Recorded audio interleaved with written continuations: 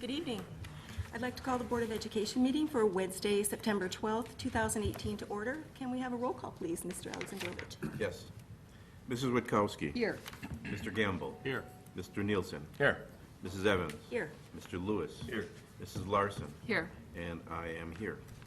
Thank you. The meeting has been properly posted. Please rise and join us for the Pledge of Allegiance. I pledge allegiance to the flag of the United States of America and to the republic for which it stands, one nation, under God, indivisible, with liberty and justice for all.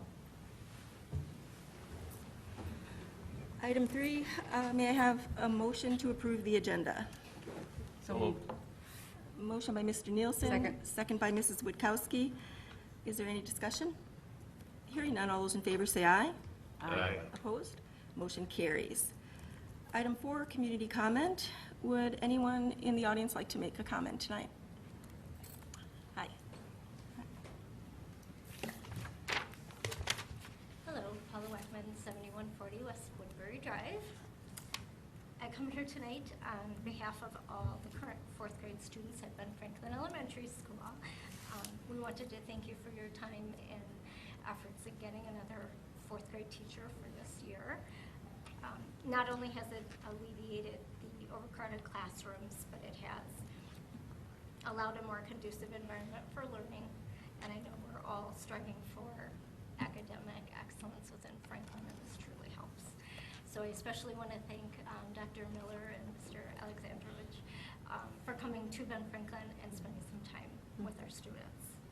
So again, thank you very much. We also want to invite you to our walkathon on October 12th. It is on, again, Friday, October 12th from 9 to noon, and Mrs. Sapersky will follow up with more details closer to the event. Thank you very much.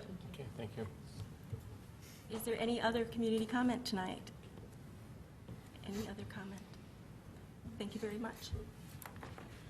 Item 5 is school board announcements. Do we have any announcements tonight? Yes, I'd like to wish Dr. Miller happy birthday. Birthday. I get to go to a school board meeting on my birthday. No better place to spend your Lucky you. birthday. Thank you. I'd like to announce, again, I announced it at our last meeting, the homecoming parade is, this time it's Wednesday, September 19th. There was an error at the last meeting, so it's Wednesday, September 19th, and we'll line up at 5:30. And then I would also like to announce that there's the State of the Cities address for Oak Creek and Franklin, which will be, did I not write that on? October 8th, I think, October 8th. No, I'm sorry. I know I have that put down the 7:30 a.m. to 9:30. Bear with me, I'm sorry, I thought I wrote the date down. Okay, there we go. You're right. Friday, October 5th, and it's going to be at the Oak Creek Community Center. And if board members or directors would like to go, I know last year Valley went, and Mr. Cohen, you were there too. We have to sign up for it, so if anyone's interested, both mayors give a speech about what's going on in their cities. So it's a breakfast. 7:30 to 9:30? 7:30 to 9:30. So I'll send an email. Any other announcements? All right, thank you. And I'm looking for a motion to approve the, would any board member like to remove item from the consent agenda? Hearing none, looking for a motion to approve the consent agenda. So moved. Motion by Mr. Gamble, is there a second? Second. Second by Mr. Lewis. All those in favor say aye. Aye. Opposed? Motion carries. Item 7, school board calendar. We have a regular board meeting on Wednesday, September 25th. 6. Blurry eyes. September 26, 2018, here at the ECC at 6 o'clock p.m. Regular board meeting Wednesday, October 10th, here at the Education and Community Center at 6 o'clock p.m. Item 8, reports and presentations and other school business. We have the instructional services report, summer school report, Mr. Cohen and Mr. Reuter. Thank you. At this time, I'd like to invite Alejandra Krolik and Laura Meyer up to the front. They have a presentation to share with us. Laura is our 6-8 math system specialist in the district, and Alejandra is our world language coordinator and high school world language teacher. And they are back this year in their second year as service of elementary and secondary summer school principals. So I'll turn it over to them. Real veterans now. That's All right, thank you for having us. There we go. So I just, this is our second year doing this, and we both really enjoyed it and appreciate the opportunity, and we both saw a lot of successes throughout the summer going K-12. And so we're just going to share a few pictures and a few anecdotes of what happened this summer and take it from there. We'll start off with our elementary. So in our recommended classes, we have a math workshop on one side, and then we have, that's actually a writer's workshop over on the other side. And the workshop classes are recommended by teachers based on some criteria and data that the kids are showing throughout the school year. And what's nice about it now is that the workshop format and instructional delivery is very closely aligned to what they do during the school year, as well as the materials, but adding in a few other things, a few other supplements to make sure that we keep up that engagement in the summer. So we've seen a lot of success with that, and they have fairly small class sizes, so they're really able to meet those individual needs. And then some of the enrichment courses that they have, being active, technology, and art, and then looking ahead at some conversations with parents, students, and staff looking at possibly having a Lego robotics class next year, and we have talked about how we could maybe make that happen. I've been working with like the IT department, maybe something with logic and puzzles to get some more enrichment there, some leadership and team building courses, and then something nature and outdoors that I know some other school districts do, which is awesome. Just really hoping for good weather if we would pursue something like that. So one of the things that we hear that the classes are the same year after year. The kids start saying, well, we had this exact same thing the year before. So not to redo the whole program, but maybe to add in a couple different options to make those, to provide that for the kids and the families. And, oh, I'm sorry, I have one more. And then the last thing to share, so we have our theater presentation on the bottom corner. Up in the middle there, we have sign language, and they're singing some songs, and then we also have a creative writing class. And the kids got to invite their family and friends, and the theater invites the rest of the school to come and watch their performances. And so, again, looking forward to next year, this is something that it would be great to have more parental involvement with some of the classes. I know it's hard because it's just it's an 8:30 to 11:30 day, and a lot of these parents work, and so, but just opening up some more of the classes to show off the work that the kids are doing, and just to be there for the community to see what's happening in our summer school. And this year we were up by almost 100 kids from the previous year, so we had close to 600 kids on the first day of enrollment. So it was successful. It's always great to see all her children smiling so nicely. I'm like, oh, joy, that's so great. Just like mine, yes, 6 through 12, just really happy. So a couple great things that happened. One of the things that I can't speak highly enough about is the Summer Trades Institute, which Dr. Miller did with a couple other area school districts, and I was lucky enough to facilitate. This was an incredible opportunity for our high school students to learn a little bit more about trades, and they were able to go to different sites for a week and learn more, and it was really, really hands-on. Seth Butcher from the high school came and followed or went with them to these different sites, and the children were just overjoyed. I mean, they really said a lot of great things about it, and Seth said a lot of great things about it. So I'm really hopeful that this will continue on because it was just a really, really unique opportunity for our kids. Is this the first time that they did it? Yeah, this is. Yep.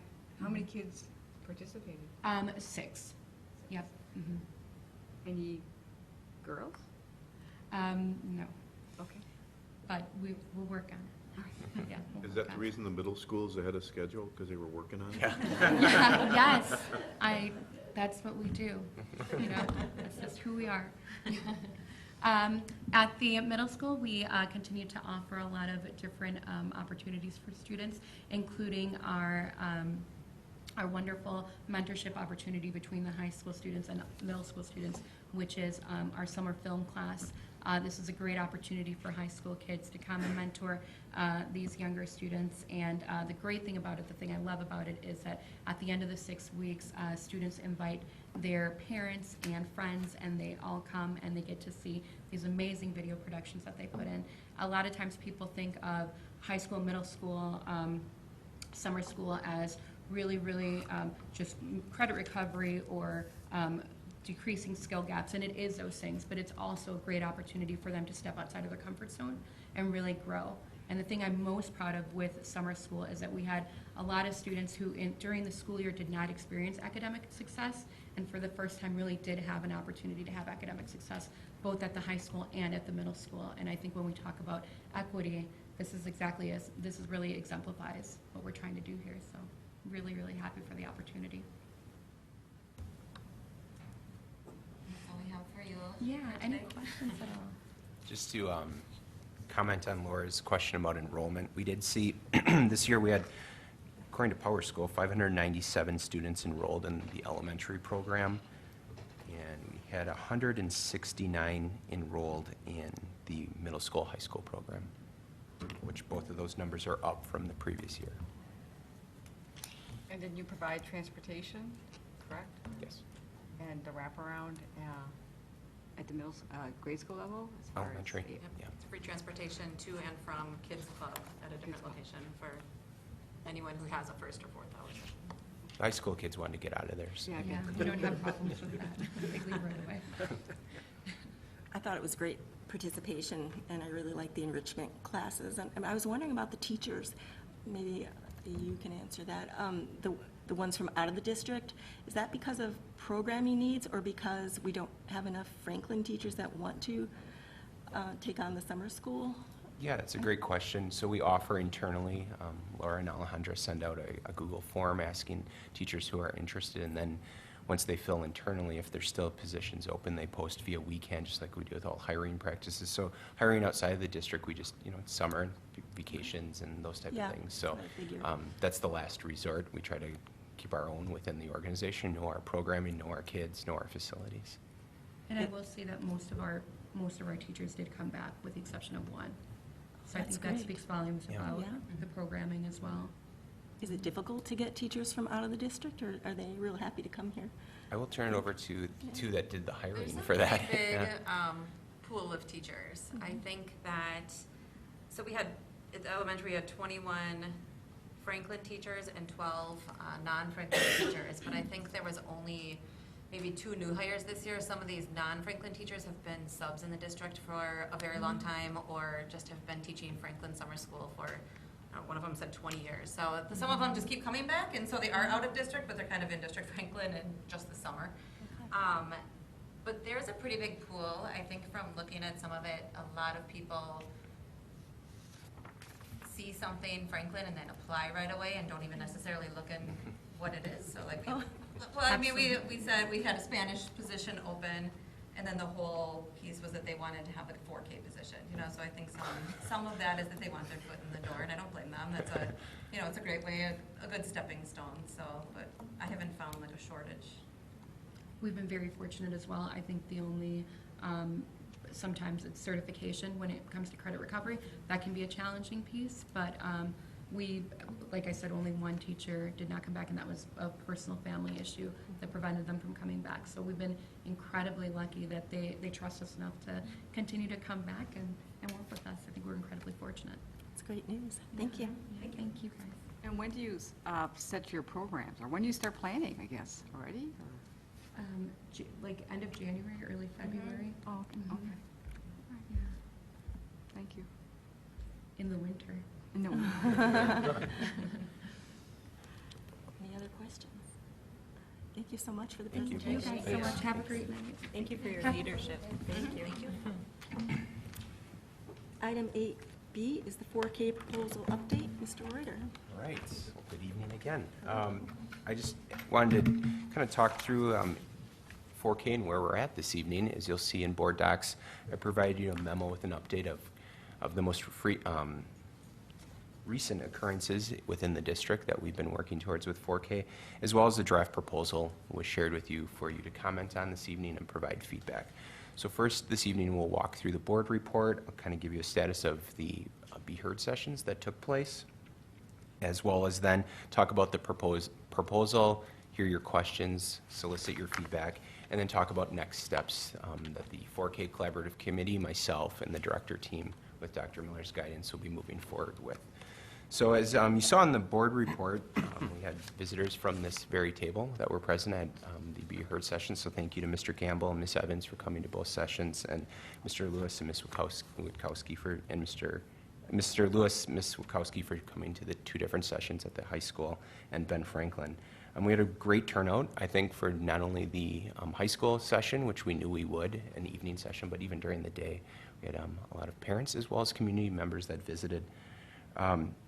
You can see that we documented questions and feedback that was provided by the participants at those sessions. We actually had about 6 pages of documentation, and as I stated in the report, tried to narrow that down to the major themes that came out. A lot of the same questions or pieces of feedback were provided, but I wanted you to be able to see that in transparency, so if you were unable to attend one or both of the sessions, you were able to see kind of the feeling and flavor of those conversations that took place over those 2 days. There was a lot of questions, and I prefaced both meetings by saying this is an information-seeking session for the district. I'm not here to answer questions, which is really difficult when people keep asking you questions. But I preface it, we don't have a 4K program yet. That's going to be brought to the board in October for vote. And then once that is approved, we can answer many of the questions that have been outlined. And I use these questions as well to help inform, as well as the feedback that was provided to help inform the proposal that is in board docs as well. So that's kind of where we've been. We have a meeting next Thursday as a 4K Collaborative Committee where we'll look at these questions. We'll look at the draft proposal with the changes that take place based on feedback that you provide me this evening. The committee has already seen this draft proposal, and then from there we'll look at what actions will take place so that we're prepared to come to you in October with a final proposal and presentation. Any questions about the board report or the Be Heard sessions? I was curious as to why Pleasant View has a different timing for like the AM and the PM sessions from the other. In the proposal section? Yeah. Yeah. We can transition into that part if there's not any questions about the Be Heard sessions. It's a very good question, Alan. Pleasant View currently does have a different start time than our 4 other elementaries because of transportation. So that's why that's the same start time as well as end time at the end of the day as all students in K through 6 currently have.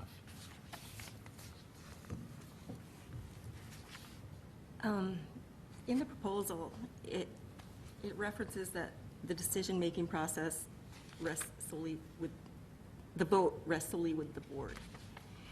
And I think it's important for the public to know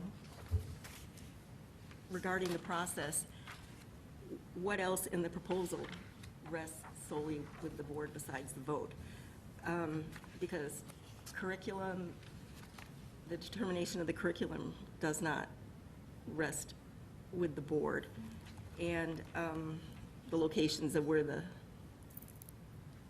program will take place doesn't rest with the board. And correct me if I'm wrong on any of this. The structure Sure. doesn't. But fiscal issues rest with the board. So whether it's half or full-time or full day would rest Okay. with the board, correct? Yes, as well as the standards that you adopt as well. Yes. So that's a very good point. So are we going to adopt new standards for 4K, or is it just our same standards that we have now? Every year, we readopt the standards that we'll be moving forward with. So we use the Wisconsin Early Learning Standards in 4K, which we use in early childhood and parts of kindergarten, but that would be formal adoption for the board to move forward with in August like we do annually. Okay. And then regarding class size, we have a policy on class size, but we don't have one for Right. 4K.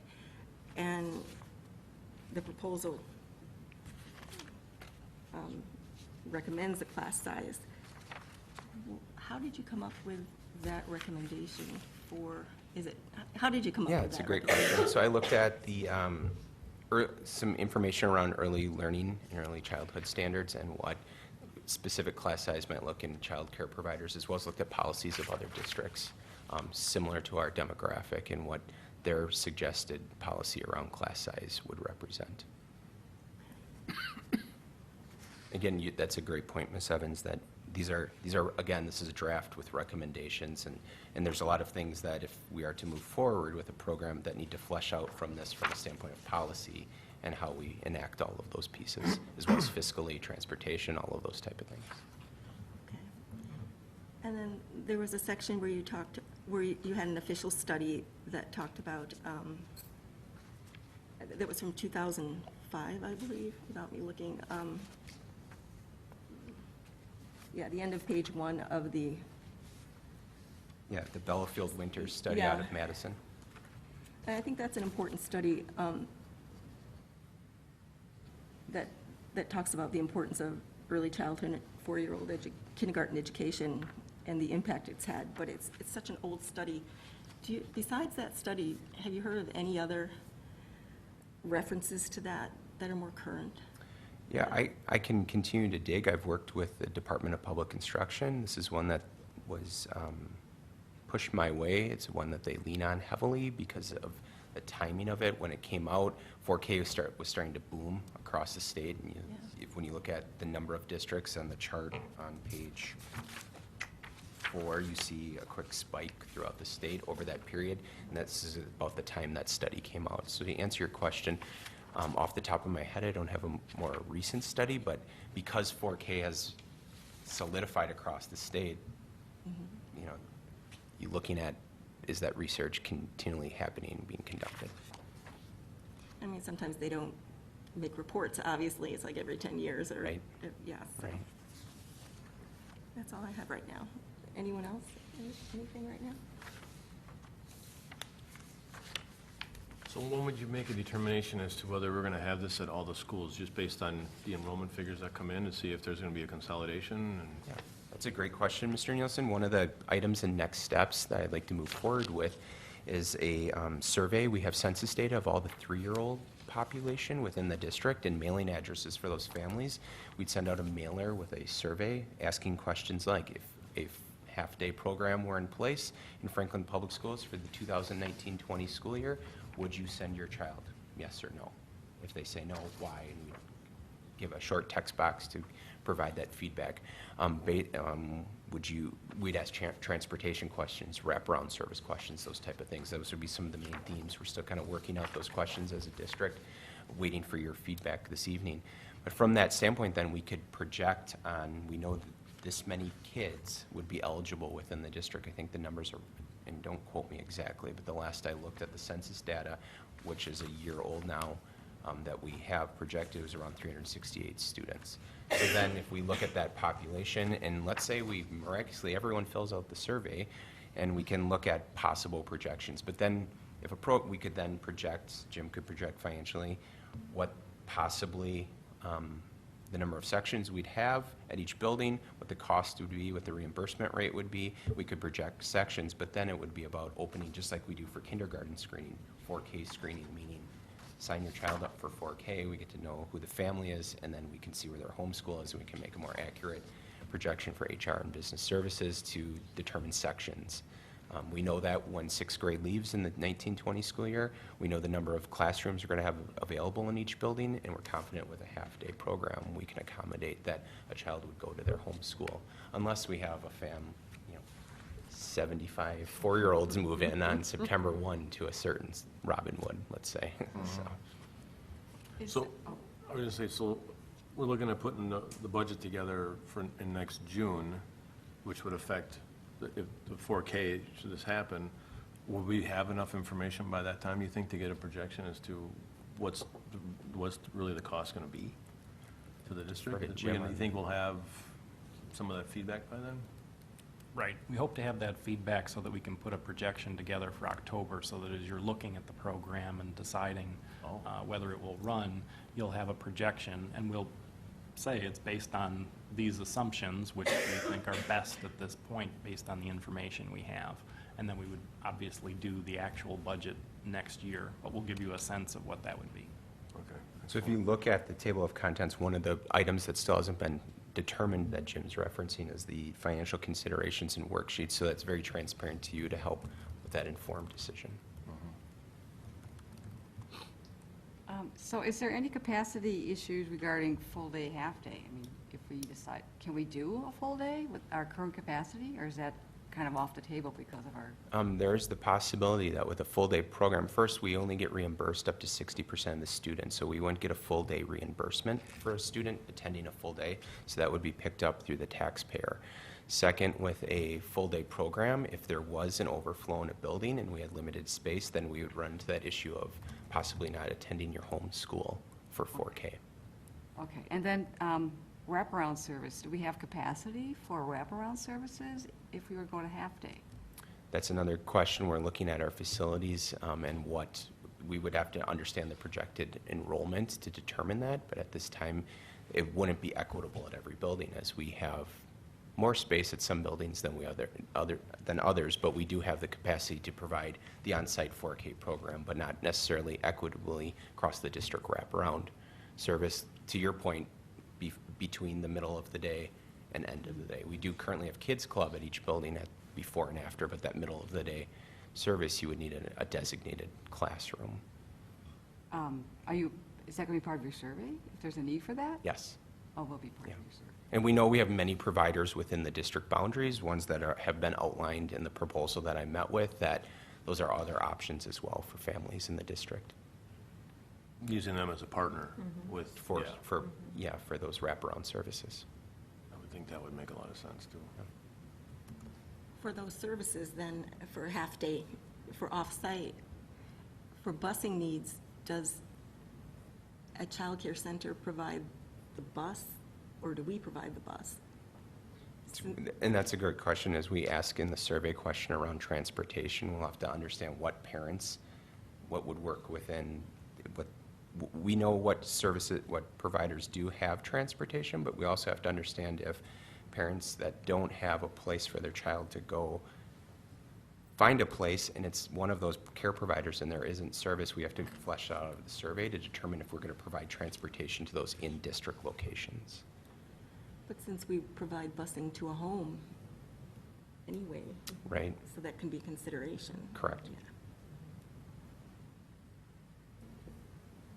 So if we provide, say it's a half-day program, we would have to provide transportation to and from. Correct. Is the way it's set up. Yeah, because Whether we that- do for K-12. Or from and to, I guess, Yeah. yeah, so, okay. So a scenario could be that a child goes to a 4K program, let's say at Pleasant View, and then they're in the AM, and then they're bused at the midday point, according to the schedule, to Jubilee for after the second half of the day until a parent picks them up. That could be a scenario. Or they might be bused back Or to their back actual home. home because mom or dad is home. Or mom or dad pick them up. Okay. So we'll yield that information out of the survey once we conduct that to kind of get a better feel of the current status of parents and where they're coming from and their needs. So this proposal that we're getting next month, right, is it going to be like one document that will have all the policy decisions like on one page? Like the class size is this, the cost is this, is that what we're getting? Or is it just 4K, yes or no? Or 4K with these policy changes? It'll be a completed version of this document. So it'll be finalized and it'll rough out that information. If there's a formal policy around class size, we would need to bring that to you for your approval. At the same, that night also? To align all that? Would that all be aligned that one night or not? I'm not certain we need to do that night, because Okay. we wouldn't be starting 4K till the Okay. following Okay. We still year, have to apply to But we the would state. definitely have to update it, so there'd be that alignment, for sure. Which then, an approval would mean we would fill out the formalized paperwork to move forward with the Department of Public Instruction, better understand grant allocation and startup money, and then we could bring that information back to you, say, okay, here's our trajectory of work, as well as our communication plan around 4K in Franklin. So that survey's going out soon then? Yes, we'd like to get moving on that. We'll post it on our website as well. Is there anything that you would like to hear from the survey? Possible questions?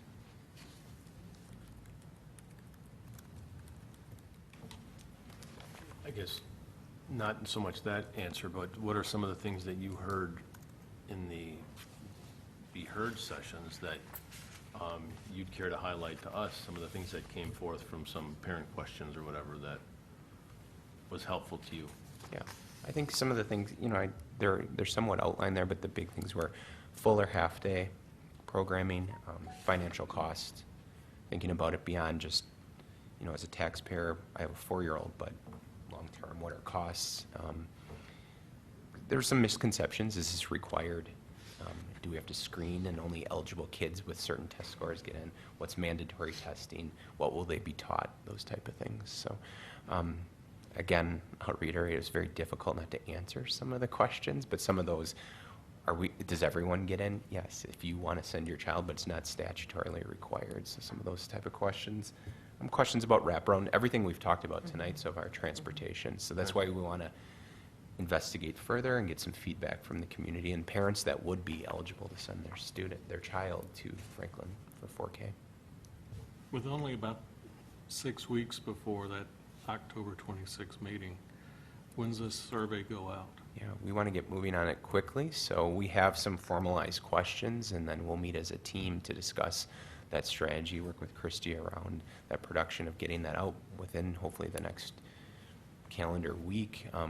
The longer you keep a survey open too, the less likely you're going to get results. It's kind of like a due date with students. The longer the project date, the worse the product. So we'll keep it tight, but at the same time applicable so that working families can fill that out. Can I request that if you happen to pull this off in the next 2 days, that you don't use it the week of homecoming to get your results? Sure. Do it the next I was just going to walk around homecoming week and hand them out door to door. Can you just fill this out right now? Yeah, exactly. That's a good point, thinking about what's going on in the community. Yeah. So we'll reconvene as a director team to discuss your feedback this evening and put a strategy in place. But we have a rough sketch. It's just about now we want to inform you of our actions. Just briefly, I was at the Be Heard sessions, so I know what went on there. But regarding your work group of staff and community members and board members, could you just explain what went on during those sessions? Yeah. Just so the board knows how you gathered input. Yeah, so Ms. Larson, Mr. Nielsen were on the committee, as well as Mary Shannon, one of our literacy system specialists, and John Brandis, who is one of our middle school teachers working on his curriculum instruction practicum. Mr. Cohn was there, Dr. Miller. But what we started off with, understanding why 4K and what is 4K, looking at some of the research that's apparent in this presentation or in this proposal, and better understanding what it is and why it's essential and important to the success of students long-term for college and career readiness, as well as socially and emotionally. From there, we then progressed into looking at current state of enrollment of kids who have come into the district. I think I shared that at one of the previous board member meetings, where parents self-report the number of if their child had a 4K experience, and that question's pretty broad. There's not a definition of what 4K is. We looked at other model programs around the state that are school-based of other high-performing districts and kind of looked through what they do, what they provide, what they offer, elicited feedback from the group around their thoughts on what they liked and didn't like. A lot of that information helped drive this proposal. We spent some time discussing the Wisconsin early learning standards and curriculum that would be offered to students. You see the section of the proposal that talks about that, the major aspects of early literacy, early numeracy, social emotional learning, and understanding what play-based learning means. And I think you heard that in some of the Be Heard session, where parents who better understand that. It's not just there's a designated time to play, but we're going to work on counting shapes in a kitchen setting that we'll pretend the shapes are pizza, but I have to work with Mr. Cohn here and take my turn and not butt in and take over his pieces, and how you build those soft skills together, but you're still learning how to count, you're still learning how to identify colors, word sounds, many of the things that we take for granted that kindergartners should know when they get here. But we know that only 52% of our population this year as kindergartners had some form of 4K. So that's still 48% of kids that, though mom or dad or grandparent or someone at home is teaching them, we know that having a program that solidly has a solid foundation around those pillars that I just talked about can help build that equitable experience so that they're successful as kindergartners, and then you see that ramped up level of expectation as well as application in the classroom throughout their entire career. Okay, thank you. You're welcome. I would just like to add, the committee was always very well informed. Mr. Reuter is a slave driver. We got homework all the time to do, and we were always very well informed, and everyone had a voice at the table. It was really nice. We were all had the opportunity to share our thoughts and what we thought was happening, or our own personal experiences with our own children. So that was very beneficial. Well, that's good to know. Thank you. Take that slave driver compliment. That's good to know. Thank you.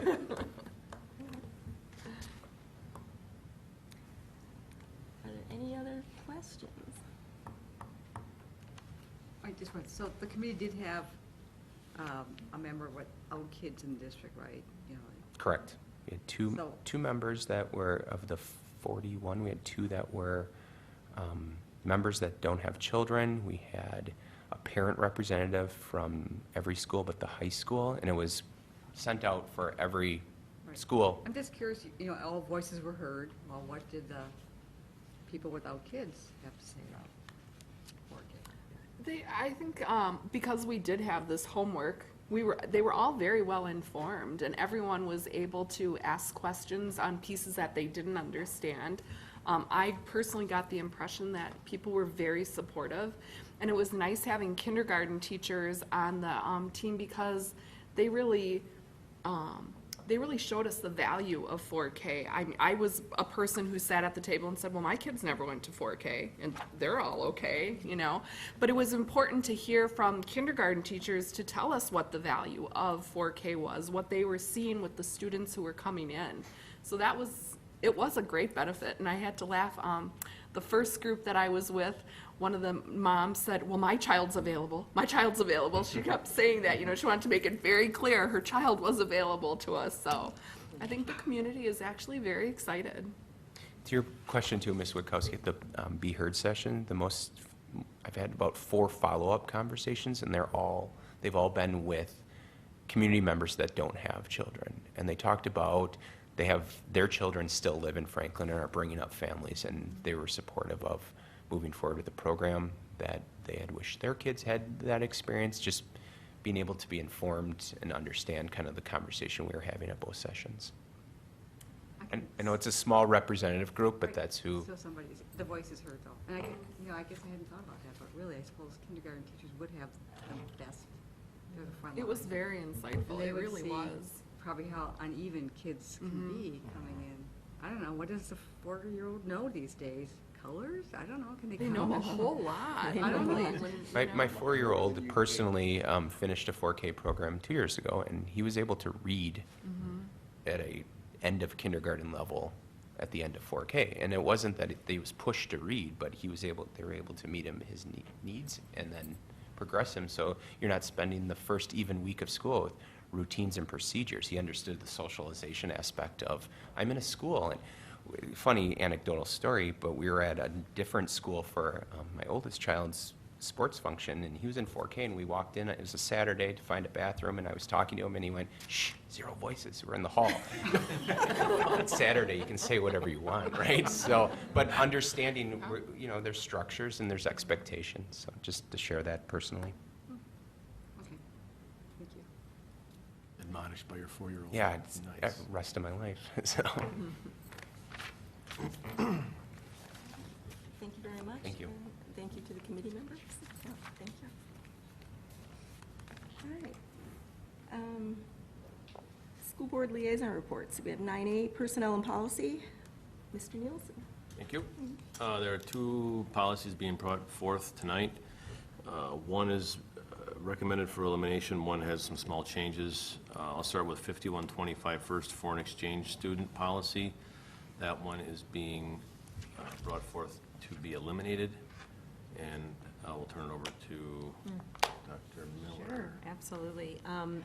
It's a very old policy, and frankly, I'm not certain that legally we can request some of the things that are requested in that policy any longer. There's some laws that really do restrict what we can ask for. For example, you cannot ask someone to see their green card, or, so, we really don't need a policy for this. We do follow state and federal laws as they pertain to enrolling students. We also don't have a lot of students from foreign countries being hosted by families in Franklin. It isn't as if it doesn't happen, but procedurally, you know, it isn't necessary for the board to have a separate policy. We know what is required under the law, and what we can and cannot ask for, and that's how we operate. So I'm recommending we don't have this policy moving forward. So I'm looking for a motion to eliminate Board Policy 5125, foreign exchange student enrollment. So moved. Motion by Mr. Nielsen, is there a second? Second. Second by Mrs. Larson. Is there any discussion? Is there a maximum number of months they can be here? That was. So if a student is from a foreign country and is residing with a host family, there is not a maximum amount of time. Okay. If they live there, they sleep there, that's their home, they are residents and they are our students. And so these are all foreign exchange, they're all come here under a program, they're not just somebody that's. So individual citizens may host someone from another country to live with them, and there is an agency usually associated with that person being here, and the paperwork is done with that agency, and they've been really forthright in providing that paperwork to us. So we know that they're properly documented to be here, is what I'm trying to say. But we have kids come every year, right? Or do we No, typically? no. No? It's a real private matter. We used to have an association years ago, actually, when Donna Schwittenberg was at the high school years ago, where we actually worked with an agency, and we'd bring foreign exchange students. We haven't done that in years, so we don't do it. It's a real private situation that individual citizens do.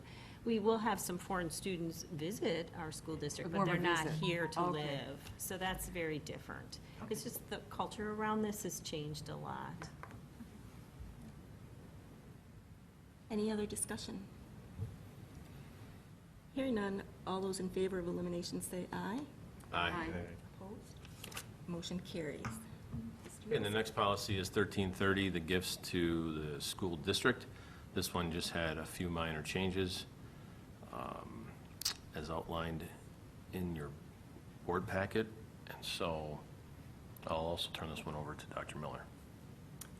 I think the changes are Oh. pretty self-explanatory. Okay, I don't know if you had No, anything it's else you okay. wanted I really don't have much to add Okay, so there. my question would be then, there was one addition in point 4, excluding any approval if the gift came from the Franklin Education Foundation. You had said that you had given them to take a look at this, and they had recommended a change. I just was going to ask Oh, why they threw okay. that change in there. So it really was number 6 that I was thinking about when I was discussing this with the foundation. Okay. When this, they used to label everything that they provided us, but frankly, it's not even logical sometimes for them to label something that they provide us. So we didn't want it to indicate that that's something they had to do or must do. So in some instances, we may label it so that it's apparent that it was a gift, but we're not requiring that they label it.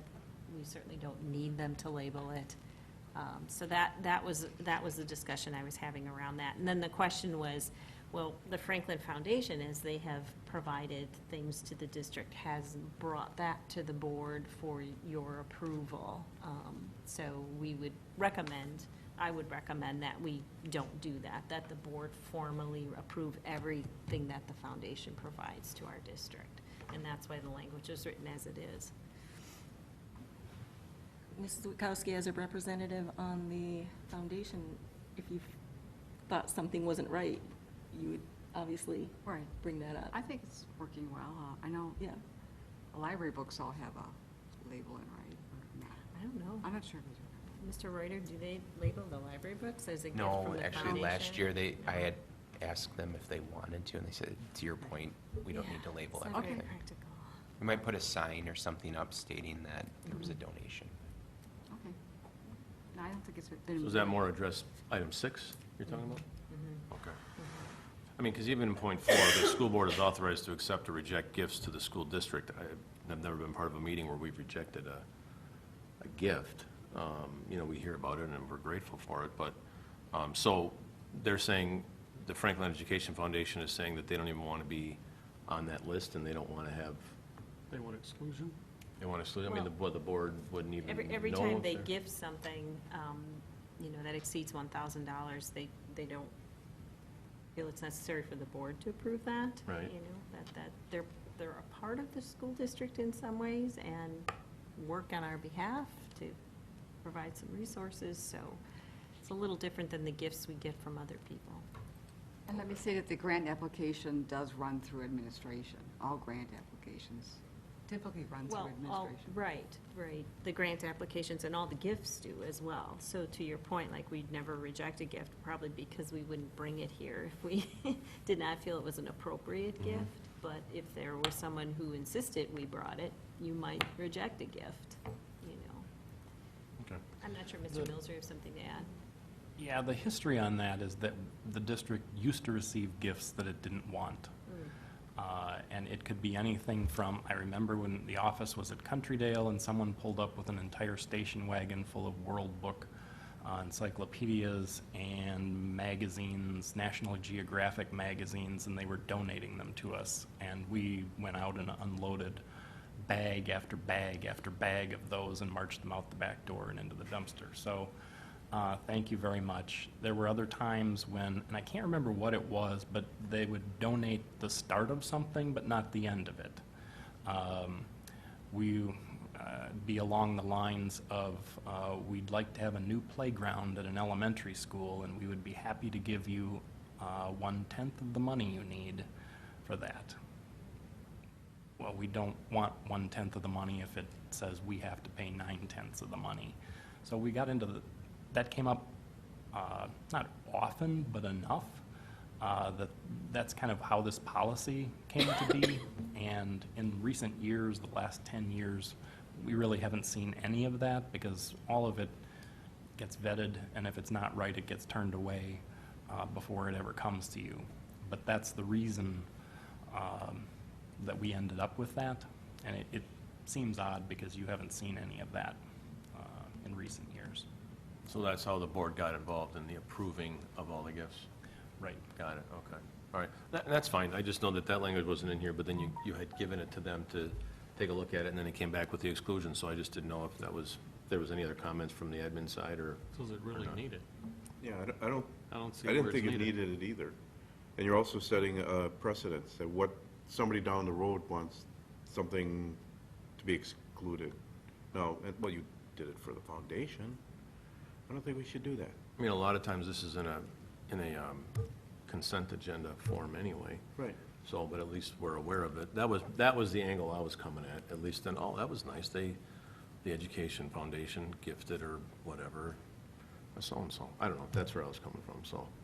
I don't want to be a big problem about it if they're going to not be happy with us not approving their. I don't know why they'd be unhappy. Right. Right, we don't approve them We don't now. approve them now. And I think from their standpoint, to have to wait, a month or something to get it on an agenda or whatever kind of gets in the way if that would be a new procedure. So we wouldn't have to put this in here if the board was in agreement that foundation gifts were just part of the district. They didn't need to come to the board anyway. We can operate that way. Well, that's fine. I mean, if we're already not authorizing or authorizing the accepting or rejecting of gifts, then the language probably doesn't need to be in there. So It's what already gift do they excluded. give us that if it doesn't get to the board for a month, creates a problem? They're donating ice cream, okay, I get it. But, books and whatnot? Well, let me explain. Typically, the grants are, they ask for submissions. Teachers submit requests. There's a vetting process. Administration has to sign off. These grants are they're discussed a lot. And when they decide to approve a grant, it's a good, you don't have to really worry that we're getting stuff that we don't want. Well, you've been on the board, I mean, I would defer to your judgment. I'm telling you, This is- they discuss things a lot. Things Well, like, well, then that's why do we get library books? Doesn't the district do it? Everything comes up on, I'm not worried about what we're gonna be getting from them. I'm worried about setting a precedence that certain organizations can be excluded. But I think You their mean argument like- is that this one's, they're part of the district, so that might be. Are they? they're like they're arm's length from the district. They want to be separate, but they're, So they're separate. They're separate. Their sole purpose is to help the district. right, their missions, obviously. So,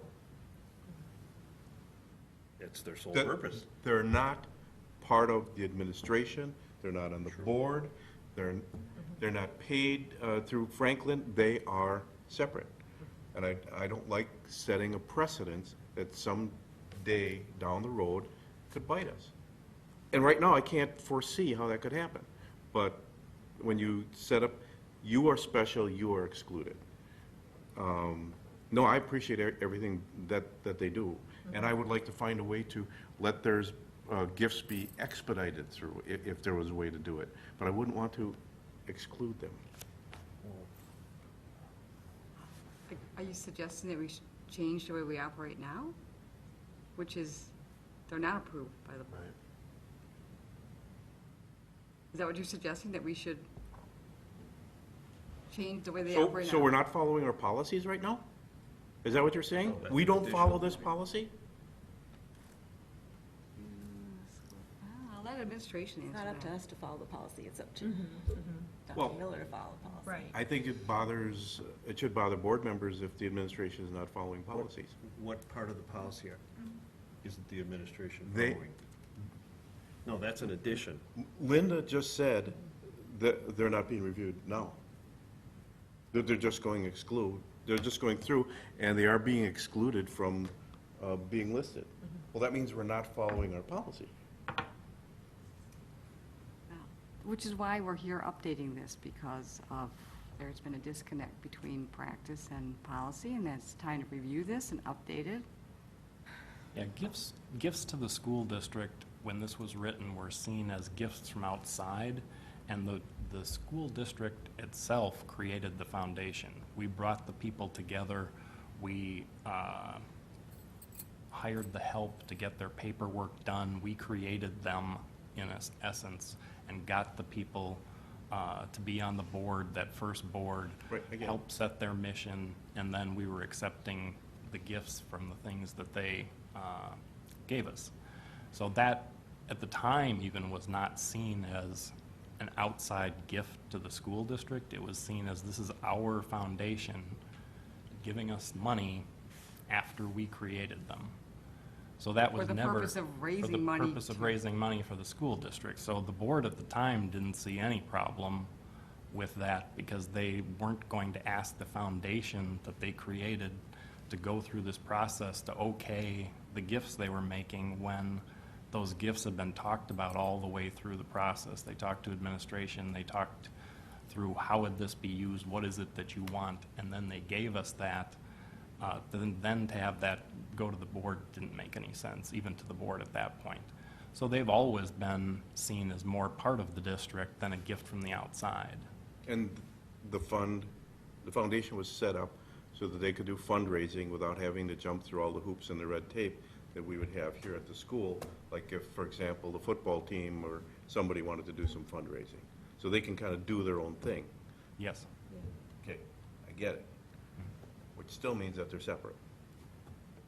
I don't argue that they're not separate. I mean, they were set up separately. In order to be a foundation, they have to have a separate entity.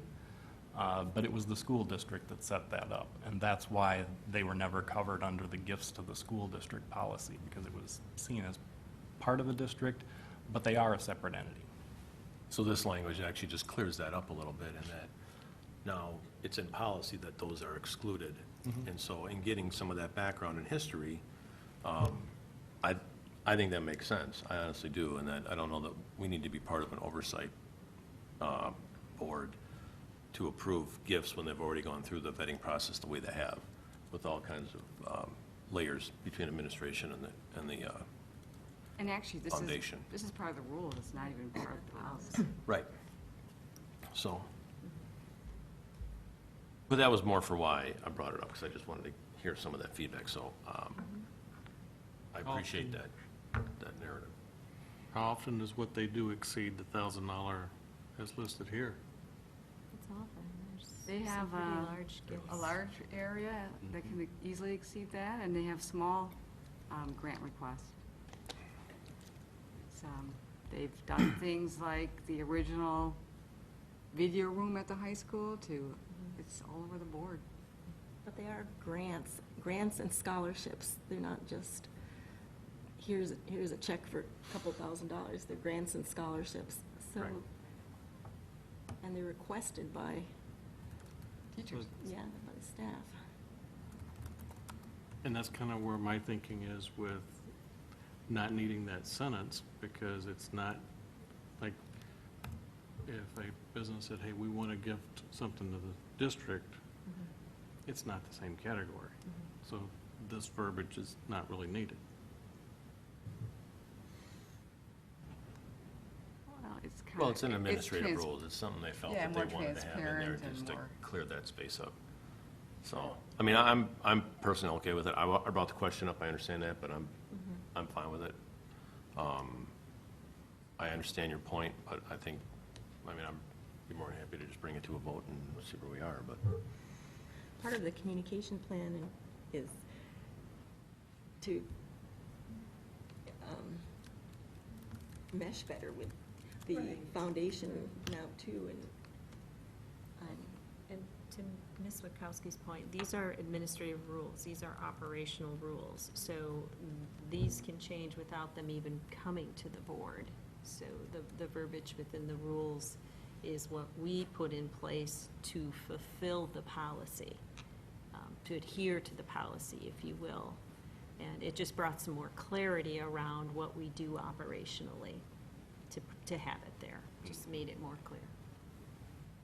I think as the rep on the foundation, Linda, it might be beneficial to just report on the grants when they come through. It's on, I got my notes right here. Yeah, Can I for do the, that? yeah. I'll do it. So this policy came up because it was on a time to do it? Is that how it got on our list? Yeah. Right. it From was 2011. time to do it, Okay, right. it says it was revised It's a- September 12th, 2108. It doesn't my copy. We're forward thinking here. I know. That, I wanted to point that out. Nice typing there. So, it's to say a that. mandatory policy that is within that range that we identified we'd be working on. Okay. So that's why it's on the table. I'm going to look for a motion to approve the revised policy. There is no revision to the policy. Well, oh, that's right, it's the rules. Are you going to So, update that? Just to reaffirm. The reaffirm board policy 1330, gifts to the school district. So moved. Motion by Mr. Nielsen, is there a second? Second. Second by Mrs. Witkowski. And I don't want to drag this on, but I was waiting for discussion for this because it didn't apply to the changes in the administrative rules. But under the administrative rules, the last, number 7, recognition for a gift shall rest solely with the school board, as it says up in policy. But then the last line, gifts over 10,000 will receive consideration for special recognition, as well as the completed projects. I don't understand why that's in there. And I don't know if you know why it's in Yeah, there. I'm trying to remember when it was added. Do you remember, Yes. Mr. Mills? It's in there because we had instances where someone would come in and give us $1,000 for something and then say, I'd like you to put up a billboard and possibly run TV spots saying that I did this. And the board said, We don't want to be in this position again. You have to give us more than 10,000 before we'll even think about special consideration. So that's why it's in So- there, so that when someone comes in and wants something like that, the board can say, well, we have it 10,000 and above, there's special consideration of something. I see. Okay. I just was curious, because we never really recognize anyone. And I just remembered from past board meetings, we've had some high donations, and I just randomly, I knew there was one in 2015, and randomly picked one that was a $21,400 donation. It's like, well, if we have this, why don't we recognize them? And it was like, you don't have to recognize them, but do we ever recognize anyone? But we have the sole responsibility, so it's up to us to say it. Some of the big ones have been the PTA, PTO donations for playground equipment. Yeah. And everyone knows at that school who bought the playground equipment, and they have a big party saying, we bought the playground equipment, and here it is, and it's all installed and beautiful. So I don't think they feel the need to have a plaque on it saying that. Everyone knows that that's where it came from. And those are some of the bigger donations we've had. Okay. Back when we had a donation to create the baseball field, that was really big. Yeah. And that was the kind of thing that it was referencing at the time. Okay, thank you. Any other discussion? All right, then hearing none, all those in favor of the revision say, no, reaffirming the policy 1330, say aye. Aye. Opposed? Motion carries. Thank you. Okay. Item 9B, board liaison reports. Okay, as the Education Foundation representative, there was a request, a mini grant for us called Saber Pride Video Grant. It was for some equipment requested by the high school. It was $800 and it was approved. So that's what's happening there. That happened actually very quickly. It was like an online voting for that. Typically, but there's a whole rubric thing that's submitted. So, how many students are impacted. So it's really very thorough. Also, there's the consignment sale coming up. I don't know if this goes in an announcement through here, but it's coming up September 28th and 29th. If you want to clean out your basement with stuff, good opportunity to sell stuff. And then What's the date on that again? consignment sale, September 28th and 29th. It's geared toward children, but all categories. And then there's the Denim and Dice event. It's their largest event. November 17th, it's at Tuckaway. There's a raffle involved, so I may be asking you if you'd like to participate. I'll do it offline. But there's money to be won, so keep that in mind. Mr. Nielsen, you still have baby clothes? No, I'm not gonna go quite go that far, no. We do have a lot of stuff. Toys are big. For Community and Governmental Relations Liaison Report, I have, Dr. Miller and I yesterday attended the SWSA meeting, the Southeastern Wisconsin School Alliance meeting, and at that meeting, members prioritized the legislative agenda that SWSA will follow, and Dr. Miller and I will share that, I think, at the next meeting with you. It was a draft, so we'll share that so that you understand more clearly what SWSA does with our funds that we feed to them. Any other liaison reports? Does that count as a tick mark on our goal or not? No, that's not a goal. Okay, all right. The next one is goal. Okay. Okay. So then, item C, school and community engagement visits. Did we have any visits?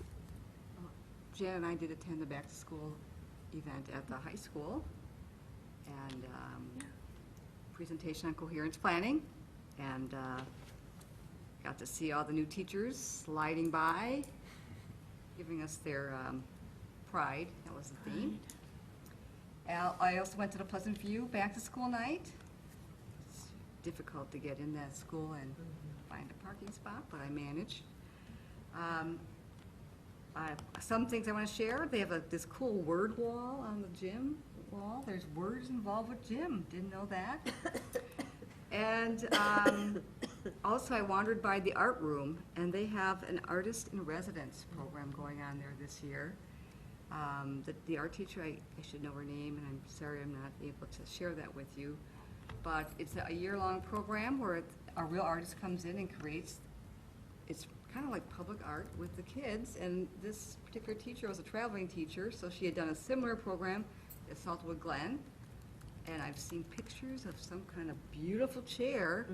Has anyone seen it? Okay, I think that could be a point of pride. I don't know. So that's going to be going on all year. So I'm hoping to stop back there and participate. But great to see families everywhere and very diverse group of parents. It's amazing. So I was happy to get to do that. Thank you. I got a question regarding, like, the back-to-school night, meet-the-teacher night, stuff like that. Could there ever be any consideration given to having that high school date before school starts? It's always after school has started, right? So they actually just moved the date this year for the first time. The kind of meet the teacher night that goes on district-wide was moved to a later date, actually, because the teachers would like an opportunity to get to know the students just a little bit before they engage with the parents. So I can't remember exactly what date that was. I don't know if anyone Is recalls. it the 13th? September 13th. It's out on Tomorrow. Tomorrow. So Right. that there'd be a kind of a richer dialogue that might occur between the parent and the teacher, given the students had some time in the class already. So I it see. actually went the other direction. That's what I mean. So you say, so it used to always be before. Used to be like right in, yeah, Very before. first week. It was Yeah. in the Would very always catch beginning. you by surprise, like, Yeah. this week. Yeah, okay. Okay. As Linda said, I also attended the Welcome Back presentation for teachers, and I welcome the teachers and staff back on behalf of the board. And then on the 30th, I attended the mandatory staff training and wellness fair at Franklin High School. And Mrs. Allerhausen, she did a fantastic job organizing the wellness fair. And as I was there, I attended the Men's Health? No, over there, I don't know how that went, but I did not. I attended an identity theft and food for life cooking demonstration, and as I was passing through the halls and in my actual classes, the staff just commented on how much they appreciated the wellness fair and how much they appreciated you for putting it together, and Krista Remington too. And actually, I have a comment I'll read from one of the staff. While the importance of the safety training was primary for today's gathering, I wanted to thank you for, this is to Mrs. Ellehausen, thank you for offering the wellness fair sessions to the entire staff. The presenters at the sessions that I attended today were great and informative. I really enjoyed the morning, and from what I could tell, the other participants that I passed in the hallways did too. We're off to a fitfully fine year. Thanks again. So. Did you get any things, trinkets to take back, or Oh, yes.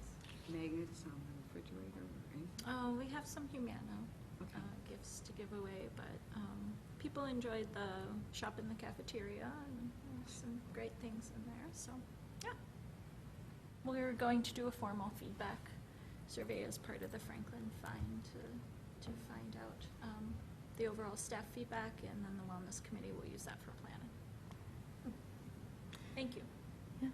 And then lastly, today, I attended, and so did Dr. Miller, the Chamber of Commerce breakfast, which was held at Pixology, which is in Oak Creek, even though the owner, she lives in Franklin, but, and Pixology digitizes photos. And we talked to several Franklin and Oak Creek business partners, and a Tri-City bank manager wants to try to hook up with the high school to give a presentation if he can. And that's all I have. Anyone else? Anything today? All right. Item 10, school board meeting debriefing. I thought the presentations were great. Thank you very much for yours. I do want to say that, Mrs. Larson, you were asking about the coherence plan and the values, and you'll see on future agenda items, we're going to talk about that. But we were thinking that maybe after we do that, we can, under school board meeting debriefing in the future, we can kind of link what we talked about during the meeting to our values during that time too, so we can try to just hook things together. So maybe after our update at our next meeting, we can fit that together, so we talk about it a little more. And then future agenda items, coherence plan update, we're expecting that at the next meeting, 9/26. And the district administrator goals presentation on 9/26, an enrollment and staffing report on October 10th, an at-risk report October 10th, and a community education and recreation department report on October 10th. And then, if all goes well, we'll have the 4K presentation on October 24th. And then I'm looking for a motion to adjourn. So moved. Motion by Mr. Nielsen. Second? Second. Second by Mrs. Bukowski. All those in favor say aye. Aye. Opposed? Motion carries, and we are adjourned at 7:11.